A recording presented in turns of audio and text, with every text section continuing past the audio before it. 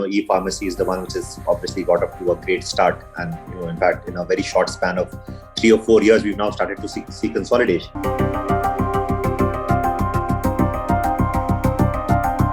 Ecosystem will undergo a very dynamic change, and it has already started.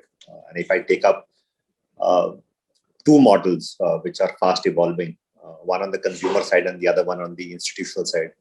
The consumer side, e-pharmacy is the one which has obviously got up to a great start, and in fact, in a very short span of 3 or 4 years, we've now started to see consolidation. So that's one model which is going to change the ecosystem and have a very strong, big impact on how care is going to get delivered. And I'll come to it, of how it'll change it. The second one is on the hospital side. This is more institutional, of how the GPO kind of a model will change the supply chain for hospitals. And both of these are more digital interventions and will have huge impact. And both of them have few commonalities. And the commonalities are they're aggregating demand through a high frequency hook. And then they will move to the supply chain of how they consolidate the entire supply chain once they've basically got good traction on the demand side. High frequency hook, if I pick up, say, the e-pharmacy, is pharmacy purchase. In the entire healthcare services or needs of a patient, pharmacy need is one which comes with a very high frequency usage compared to secondary care, tertiary care, or diagnostics. So there they are offering three things, and that's again relevant for both the institutional and the consumer model, which is cost, convenience, and quality. So high frequency pharma purchase, what they are offering is discounted pharmacy. Convenience, it's on tap of your mobile, you get the product, and now in most cases it's the same day delivery if you're in tier 1 urban centers. And third is quality, as in you can be assured compared to most physical stores, you can be assured that it's a good quality. So they are now creating a good demand aggregation model, getting in consumers. Some of them are patients, and slowly they will start to change the entire care pathway model. And how they will do it is, and then this pandemic has accelerated that movement towards influence on the care pathway. Is now they have started to, once they've got a decent number of consumer patients on their platform, they've started to now offer diagnostics.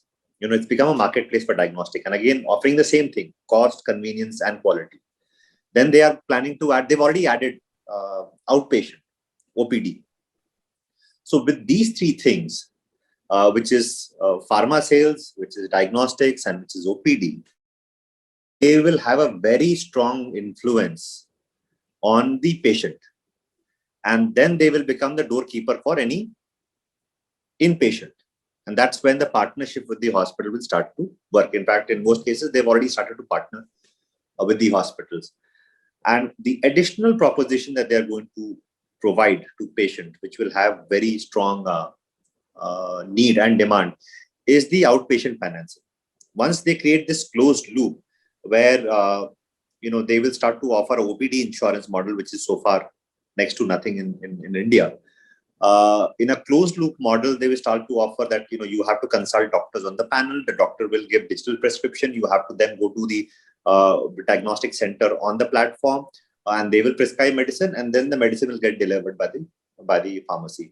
So with this, you can imagine the kind of influence and the kind of traction that they will have. This is the retail consumer side.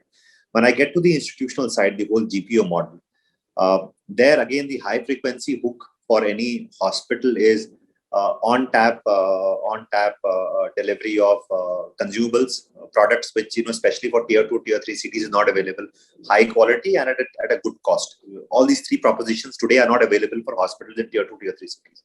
So high frequency, and obviously hospital being institutional, its requirements are at a very high frequency.